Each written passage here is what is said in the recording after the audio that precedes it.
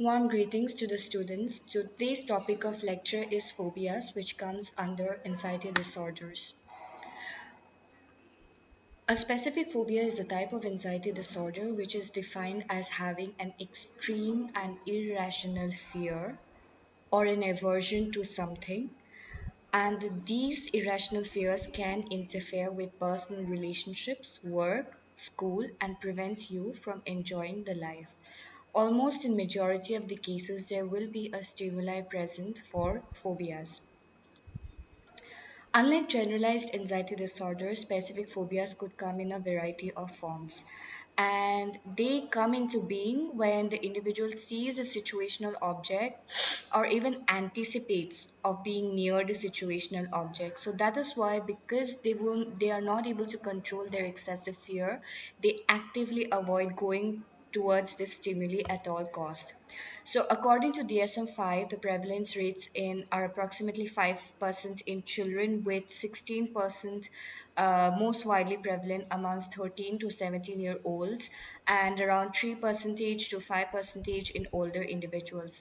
Females are also highly affected by than males. Now, it is a very interesting topic of research. So I would suggest as a class activity in the next class to go to Google Scholar and find out what are the current prevalence rates of specific phobias amongst the different age group of population.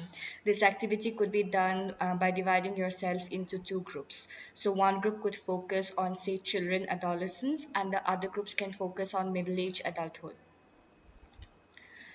Next, we try to understand about how specific phobias are categorized. They're categorized into five types, although there are many, but we are only going to do a few of them. Animal phobias, which are relating to the fear of dogs, snakes, and spiders.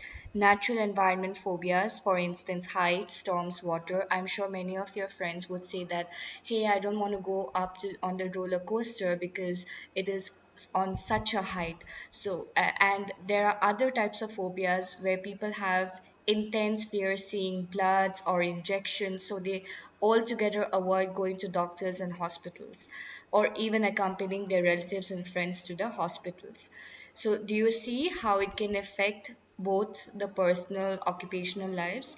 And even in situational phobias, there could be intensive fear relating to airplanes, elevators, driving, and enclosed spaces. And that next activity that I want you to really go and research about is claustrophobia, and we will discuss more about it in the coming class.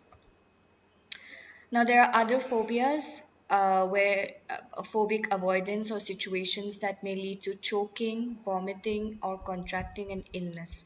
In children, avoidance of loud sounds like balloons popping or costume characters like clowns.